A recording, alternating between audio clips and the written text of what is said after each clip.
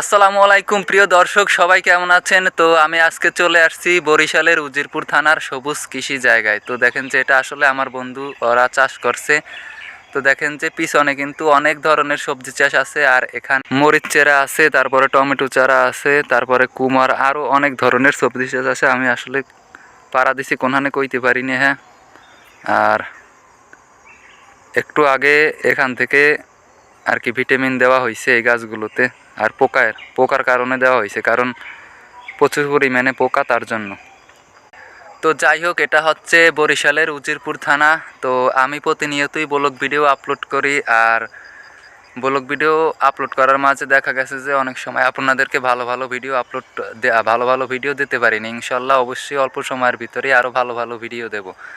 আর গ্রাম অঞ্চলের ভিডিওটা মানুষ একটু দেখে বেশি, যদি ভালো করে করা যায়, তাই না? তো গ্রামের ছেলে হয়তো কথাবার্তায় অনেক সময় ভুল হয় বা ভালোভাবে সাজিয়ে বলতে পারি না। তো যাই হোক, সবাই একটু সাপোর্ট করবেন, আমার চ্যানেলটাতে সবাই একটু সাবস্ক্রাইব করে নেবেন। ভালো থাকবেন সবাই, আল্লাহ হাফিজ। আসসালামু আলাইকুম প্রিয় দর্শক, সবাই কেমন আছেন? তো আজকে আসলাম সবুজ কৃষি জায়গায়।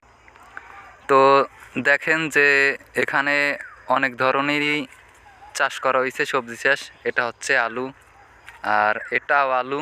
তো এটা হচ্ছে মিষ্টি আলু, আর এটা হচ্ছে গোল আলু। তো দেখেন অল্প একটু জায়গার ভিতরে কিন্তু অনেক ধরনের চাষ করা হয়েছে। এই পাশে আছে কুমার চারা, তারপর ওই পাশে আছে টমেটো চারা। আমার দোস্তে আবার ওষুধ দিতে আছে কুমার চারার ওখানে, কারণ প্রচুর পরিমাণে পোক হয়েছে তার কারণে। এই কথা না বললেই নয়, আমি হচ্ছে নতুন ইউটিউবার। তো যারা এখনও আমার চ্যানেলটা সাবস্ক্রাইব না করেছেন তারা অবশ্যই চ্যানেলটি সাবস্ক্রাইব করে নেবেন, আর যারা অলরেডি সাবস্ক্রাইব করেছেন তাদেরকে অসংখ্য ধন্যবাদ। তো দেখেন যে টমেটো চারায় অলরেডি ফলন ধরছে। দোস্ত খাইছে, তো মুই টমেটোতে হাত দিছি, ওষুধ মনে হয় হাতে লাগছে, আর ধুইতে হইবে। তোরা তো ধোয়া লাগবে, ওষুধে প্রচুর পরিমাণে গন্ধ। আর এটা হচ্ছে খাড়া মরিচ চারা। খাড়া মরিচ চারা মানে, তো এখন বর্তমানে শীতের সিজনটা চলে গেছে বলতে ভুল, এখনও হালকা হালকা শীত পড়ে।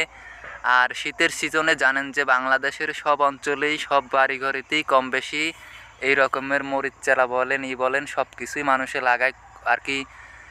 এখানে যারা লাগাইছে এটা মনে করবেন যে প্রফেশনালভাবে লাগানো হয় না, এটা লাগানো হচ্ছে মজার বিষয়, কারণ এই রকমের সবজি চাষ মানুষ অ্যাভেলেবেল ঘর বাড়ি এখানে সেখানে করে।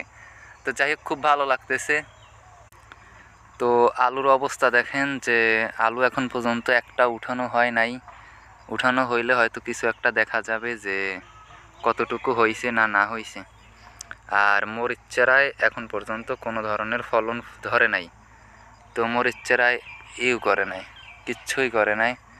তো তো সবাইকে আরও একবার বলে দিচ্ছি যে ভাই, যারা এখনও আমার চ্যানেলটি সাবস্ক্রাইব না করেছেন অবশ্যই একটু দয়া করে সাবস্ক্রাইব করে নেবেন, আর যারা সাবস্ক্রাইব করেছেন তাদেরকে অসংখ্য ধন্যবাদ। তো এই পেস্টেতে লাগানো হয়েছে কুমার চারা।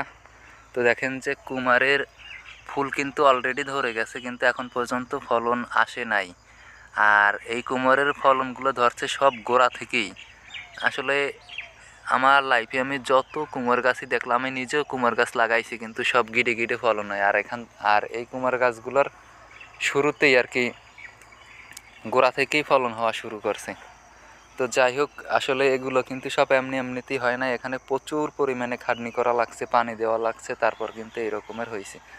তো দেখেন যে এত বড় মরিচ চারা, এই যে মরিচ চারায় ফুল দেখা যাচ্ছে, খুবই সুন্দর ভাই, অপূর্ব চমৎকার গ্রামের দৃশ্য।